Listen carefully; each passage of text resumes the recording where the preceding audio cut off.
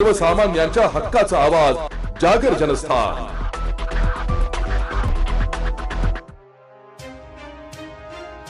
धुळे शहरातील स्वास्तिक चित्रमंदिराच्या तथाकथित खरेदी प्रकरणात 6वे वरिष्ठ दिवाणी न्यायालयाने महत्त्वपूर्ण अंतरिम आदेश देत संबंधित जागेवर कोणत्याही प्रकारचे व्यवहार, हक्क निर्मिती व बांधकामास मनाई केली आहे।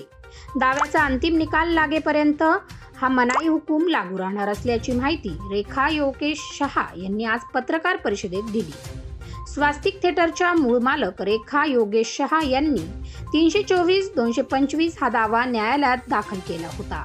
या प्रकरणात दोन्ही बाजूकडून प्रदीर्घ युक्तिवाद व सुनावणी घेण्यात आली। यानंतर न्यायाधीश श्री M.B. असिजा सहदिवाणी न्यायालय 6वे वरिष्ठ स्तर यांनी वादीचा युक्तिवाद ग्राह्य धरत आदेश पारित केले।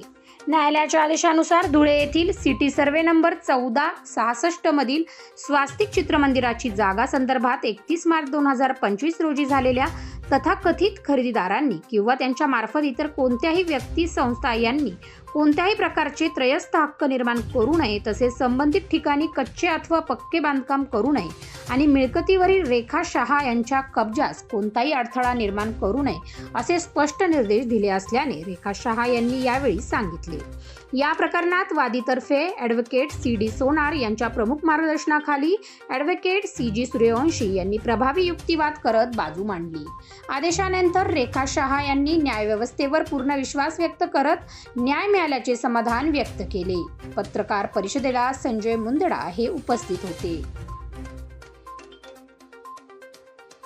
आज रोजी स्वस्तिक चित्र मंदिरातील बेकायदेशीर खरेदी विरोधात रेखा शहा यांनी न्यायालयात दाद मागून त्यांना मिळालेल्या न्यायाच्या बाबत आजची पत्रकार परिषदेचं आयोजन करण्यात आलं। त्यासाठी त्या खास अकोला येथून हजर आहेत। आज आपल्यामध्ये त्यांचा मुलगा मनन शहा, त्यांची मुलगी चेतना शहा हे तिघही इथे आलेले आहेत। त्यांनी त्यांचं मनोगत व्यक्त केलं आणि पुढील पत्रकार परिषदांना बाकीच्यांना सगळी माहिती मी दिली आहे। धुळे शहरातील अत्यंत मध्यवर्ती असलेली ही जागा काही भूमाफियांनी, लँड माफियांनी तिला गिळंकृत करण्यासाठी चालवलेला जो डाव आहे, त्यांचे मनसुबे उधळण्याचे एकंदरीत चित्र उभं झालेलं आहे आणि कोर्टाने त्यांना रिलीफ दिलेला आहे की ती जागा त्यांची नसताना सुद्धा त्यांनी ती खरेदी केली। तो क्षेत्रफळ त्यांचा नसताना, ती सिटी सर्वे त्यांचा नसताना अशा पद्धतीने सगळं कांड करून जागा अडकण्याचा प्रयत्न होता। त्यालाच कुठेतरी आता रोख लागलेली आहे। मार्केटमध्ये ते फायनान्सर शोधतात, ते मार्केटमध्ये लोनसाठी फिरतात, ते बांधकामाचे विचार करतात, नगरपालिकेत अर्ज देतात, या सगळ्या गोष्टींना आता चपराक बसलेली आहे।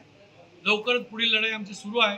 156 अंतर्गत लवकर त्यांच्यावर गुन्हे दाखल होतील आणि आमचं म्हणणं आहे की सामाजिक जीवनात वावरणारे हे लोक अशा पद्धतीने एका विधवाला व तिच्या मुलांना छळतात।